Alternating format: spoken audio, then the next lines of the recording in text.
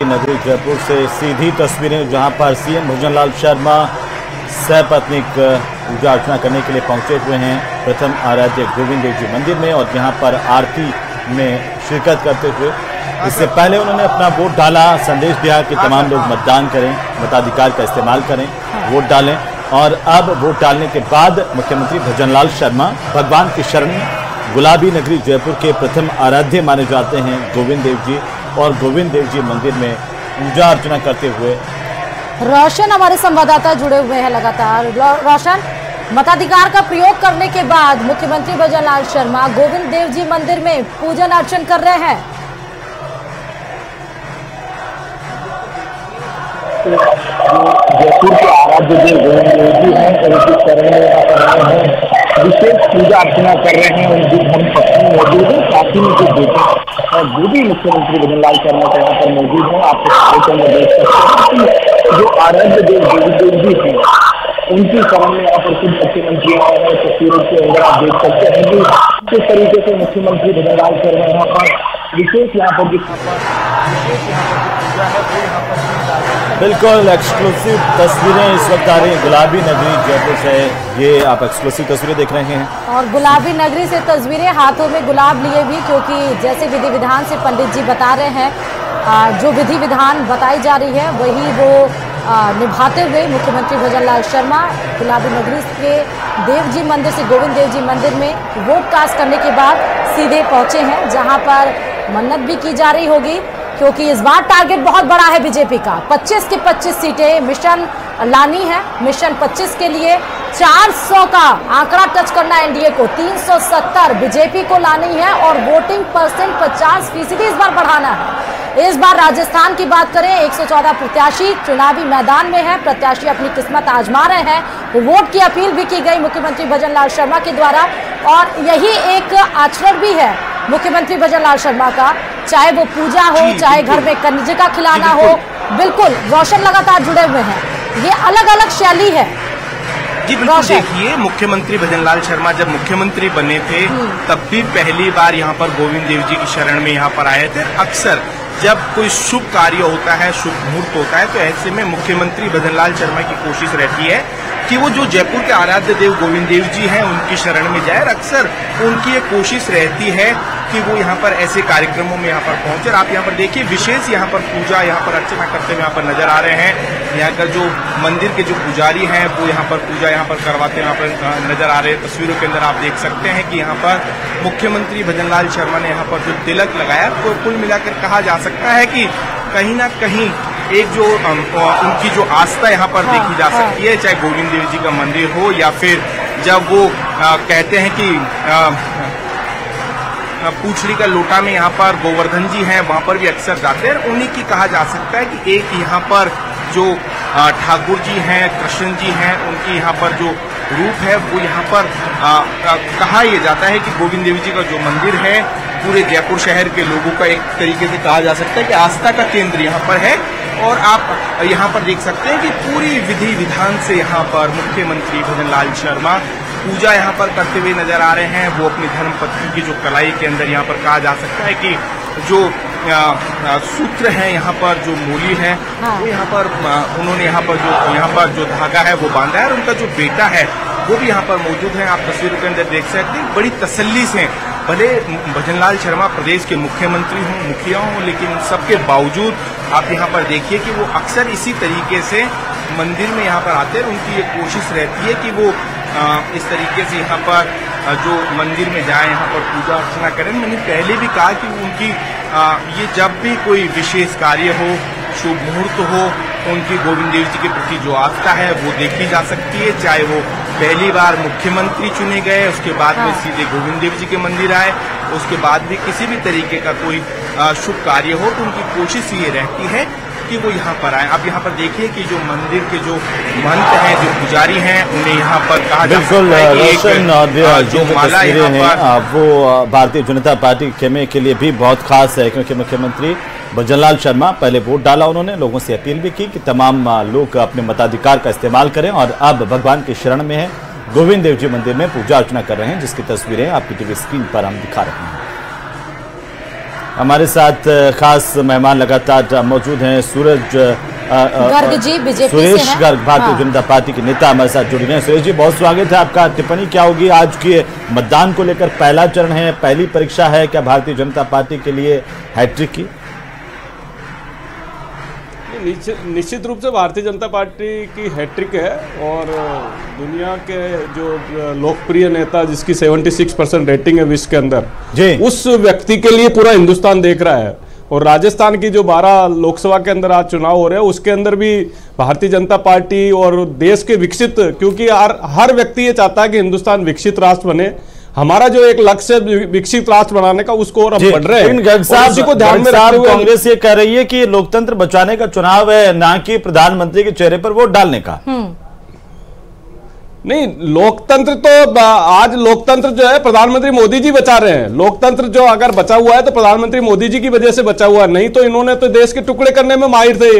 इन्होंने तो देश के टुकड़े किए। आज अगर हिंदुस्तान के टुकड़े हुए तो वो किसकी वजह से हुए हैं? तो ये सब चीजें जनता देखती है और जनता ने स्वीकार किया है कि जो यहाँ पे अगर विकास दे सकता है तो वो एक ही व्यक्ति है, जो है वो नरेंद्र मोदी।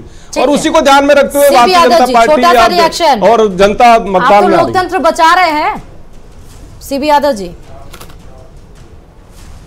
इस देश को बनाने का काम किसने किया? और जब इस देश को आजाद कर रहे थे तब ये कर क्या रहे थे? तब अंग्रेजों के साथ मिलकर के, मुस्लिम लीग के साथ मिलकर के इस देश के खिलाफ गद्दारी कर रहे थे, साजिश कर रहे थे। इन लोगों का इतिहास भी रहा और आज भी इनका अगर सबसे बड़ा अगर कोई जिससे नफरत करते तो बाबा साहब अम्बेडकर है।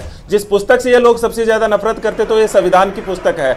और जिस चीज से अगर सबसे ज्यादा मिटाना चाहते हैं तो सामाजिक, आर्थिक, राजनीतिक ये तो अलग बात है। मुस्लिम लीग की तरह मैनिफेस्टो आपने बनाया, बीजेपी ऐसा कहती है। टुकड़े टुकड़े गैंग वालों को आपने कैंडिडेट के तौर पर उतारा। किन्हें? टुकड़े टुकड़े गैंग वाले के कैंडिडेट की को जो फॉलो करते हैं उस कैंडिडेट को आपने दिल्ली में उतारा। क्या बात करते हो आप? कम से कम मुस्लिम लीग की तरह मैनिफेस्टो आपने बनाया, ऐसा बीजेपी बोलती है। आप कम से कम आप पार्टी के स्पोक्स पर्सन ना बनिए। कौन है टुकड़े टुकड़े कौन? इस देश का नागरिक है, न्यायपालिका यादव साहब कहने की बात सुनिए। सीबी यादव साहब सुनिए तो मेरी बात सर। सीबी यादव साहब ये बताइए ना जरा, बीजेपी का प्रवक्ता बोले तो बात भी समझ में आती है। यादव साहब कहा तो बीजेपी आरोप लगा रही है सर, बीजेपी आरोप आप सुनते नहीं है ना, एग्रेसिव इतना हो जाता है। यही तो प्रॉब्लम है, यही प्रॉब्लम है कांग्रेस की, और कोई प्रॉब्लम ही नहीं है। यही और दिक्कत ही है, पूरा सवाल सुनेंगे नहीं, रिएक्शन आधे पे देने लगेंगे, समझ में आता नहीं बोलना क्या है। मैंने पूरा बोला था कि बीजेपी आरोप लगा रही है। मैनिफेस्टो जो आपने लेकर आए, मुस्लिम लीग 1947 के तरह तर्ज पर आपने मैनिफेस्टो बनाया, टुकड़े टुकड़े गैंग वालों को आपने कैंडिडेट के तौर पर उतारा, ऐसा बीजेपी आरोप लगा रही है। मैंने पूरा सवाल बोला है, सुनिए फिर जवाब दीजिए। सीबी यादव जी, कौन? तो मैं भी तो जानना चाहता हूं ना। पहली चीज, मुस्लिम लीग के साथ में जो गठबंधन की सरकार बनाई, मैं आपसे पूछ रहा हूं श्रुति जी, बीजेपी के प्रतिनिधि से पूछ रहा हूं, किसने सरकार बनाई? कौन मुस्लिम लीग के साथ खड़ा था जब इस देश में आजादी की लड़ाई हो रही थी? बंगाल में, सिंध में, आजादी की लड़ाई में चलिए मुझे बताइए कि आजादी की लड़ाई के अंदर कौन कौन साथ था? मुझे बताइए, आप किस तरह से आगे बताइए। आज हिंदुस्तान का टुकड़े हुए हैं वो किसकी वजह से हुए हैं? आज हिंदुस्तान के टुकड़े हुए वो किसकी वजह से हुए?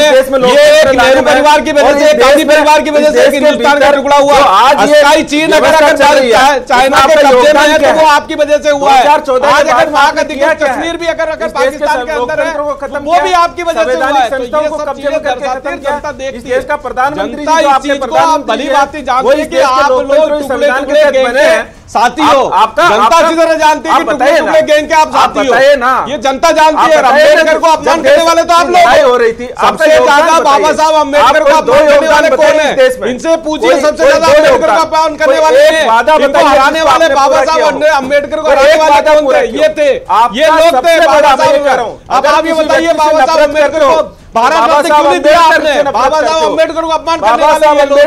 ये हमेशा दलितों के विरोधी है।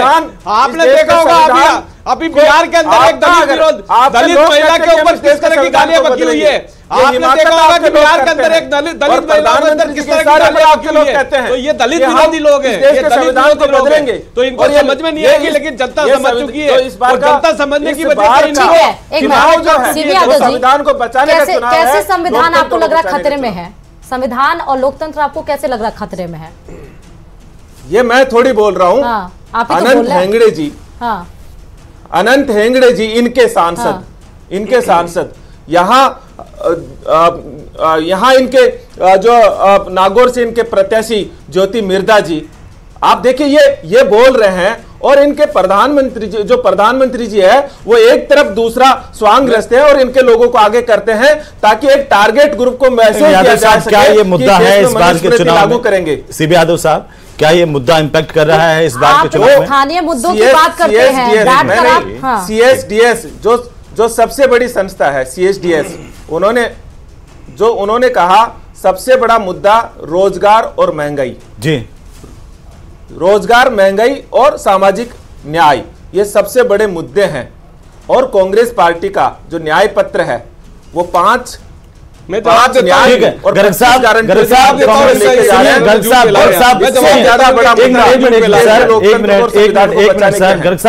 साहब कांग्रेस कह रही है कि इस बार के चुनावी मुद्दों में रोजगार भी है, महंगाई भी है, आपको लगता है? नहीं, मैं कह रहा हूं कि रोजगार अगर आप मान लो 2000 के राजा है, क्या कहेंगे? रोकना चाहेंगे आपको। गोविंद देव जी मंदिर से सीधे मुख्यमंत्री भजन लाल शर्मा क्या कुछ बोलना वो सुना है। क्या का केंद्र है आपके लिए, अक्सर आप यहाँ पर आते हैं? देखिए, गोविंद देव जी आराध्य हैं हमारे सबके। आज एकादशी है, मैं उनके दर्शन करने के लिए, उनसे आशीर्वाद लेने के लिए आया हूँ। निश्चित रूप से मुझे पता है कि ठाकुर जी बहुत अच्छा करने वाले हैं और हमेशा अच्छा करते हैं। मैं उनसे इतना ही करने के लिए आया हूं कि हमारा राष्ट्र मजबूत बने, हमारा प्रदेश मजबूत बने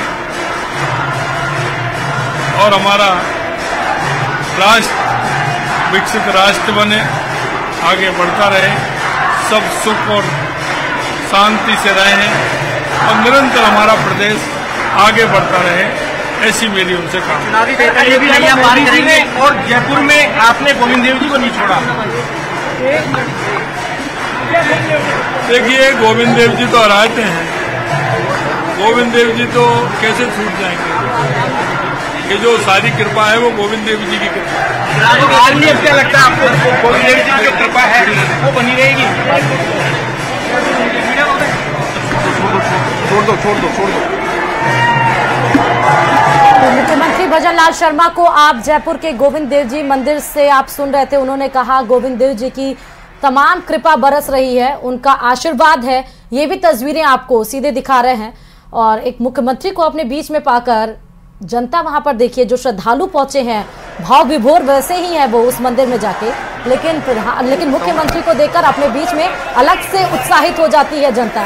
और ये सीधे तस्वीरें गोविंद देव जी मंदिर जयपुर से आपको दिखा रहे हैं। पूजन अर्चन करने के बाद, जहां अपनी पत्नी के साथ वोट कास्ट करने के बाद पहुंचे, पूजन अर्चन करने के बाद जनता से रूबरू होते हुए सत्कार सद्भावना से मुख्यमंत्री भजन लाल शर्मा आपको नजर आ रहे हैं। तो इससे पहले उन्होंने वोट भी डाला और पहला चरण है, करीब 22 लाख मतदाता हैं, 8 लाख नए युवा मतदाता भी हैं जो असर डालेंगे। क्या ये एक बड़ा सवाल है। हमारे साथ हमारे लगातार सहयोगियों के साथ साथ खास मेहमान भी मौजूद हैं। सीबी यादव साहब, इस पर आपका क्या कहना है? क्योंकि मुख्यमंत्री भजनलाल शर्मा ने पहले वोट डाला, उसके बाद गोविंद देव जी के मंदिर गए हैं और 400 पार का दावा भी किया है। सीबी यादव साहब, ये उनकी निजी आस्था है, मैं उस पर कोई टिप्पणी नहीं करूंगा जी। अपनी निजी आस्था के तहत कोई गोविंद देव जी की जाए या कहीं और भी जाए, लेकिन हमारे लिए, हमारे धर्म की निजी आस्था के साथ साथ हमारे लिए शिक्षा का मंदिर वो हमारे निजी आस्था है। हमारे लिए दवाई, पढ़ाई और कमाई, ये 3 चीजें नागरिकों को दे। हमारे लिए जनता जनार्दन भगवान है, इसलिए हम उनके दर्शन, उनके पास जाते हैं, उनसे आग्रह करते हैं। उनके बीच में हमारे राहुल गांधी जी जाते हैं, तो मैं उस पर कोई टिप्पणी नहीं करूंगा, उनकी आस्था है वो। लेकिन क्या ये तमाम मुद्दे आप डिलीवर कर पाए हैं जनता तक, एक वोटर तक? क्यों नहीं कर पाया? हमने 8 करोड़ न्याय पत्र वितरित किए हैं इस देश के भीतर। हमारा कांग्रेस कार्यकर्ता अपनी जेब से पैसा दे करके पार्टी को चुनाव लड़ने लायक स्थिति के भीतर लेके आए हैं। भारतीय जनता पार्टी ने इलेक्टोरल बॉन्ड के माध्यम से विपक्ष को खत्म करने का काम किया है और इलेक्टोरल बॉन्ड के माध्यम से चंदा दो और धंधा लो, ये काम, ये गुनाह, इतना बड़ा गुनाह किया है। हमारा कार्यकर्ता जो है आज बब्बर शेर बनकर के इस लड़ाई को लड़ रहा, उन विपरीत हालातों में जब तमाम संस्थाएं हमारे कार्यकर्ताओं पर, हमारे नेताओं पर, भारतीय जनता पार्टी ने चुनाव में बिल्कुल आंख की शर्म भी नहीं रखी, उसके बावजूद आज हमारा कार्यकर्ता लड़ रहा है। बिल्कुल गर्ग साहब, कांग्रेस पार्टी कह रही है कि इस बार इलेक्टोरल बॉन्ड एक बड़ा मुद्दा है। बिल्कुल, कांग्रेस पार्टी क्या कह रही है? निर्मला सीतारमण जी के पति कह रहे हैं, प्रभाकर जी। गर्ग साहब, सुरेश से ज्यादा और प्रमाणिकता क्या होगी? निर्मला सीतारमण जी के हस्बैंड कह रहे हैं, निर्मला सीतारमण जी के दुनिया का सबसे बड़ा घोटाला। यादव जी, मैं आप लोग आपके पास आऊंगी, छोटा सा रिएक्शन सुरेश जी से ले लेते हैं। हाँ, मैं इनसे कहना चाहता हूं, इलेक्ट्रल बॉन्ड के पहले कितना भ्रष्टाचार होता था। 1100 करोड़ रुपए का अगर चंदा लेती थी ना कांग्रेस, उसमें से 1000 करोड़ रुपए अपने जेब में रखती थी, 100 करोड़ पार्टी को देती थी। वो इस तरह के भ्रष्टाचार किसी को पता नहीं चलता था, किसी को पता। निर्मला सीतारमण जी के पति ने अगर कोई स्टेटमेंट दे दिया तो वो कोई स्टेटमेंट हो गया क्या?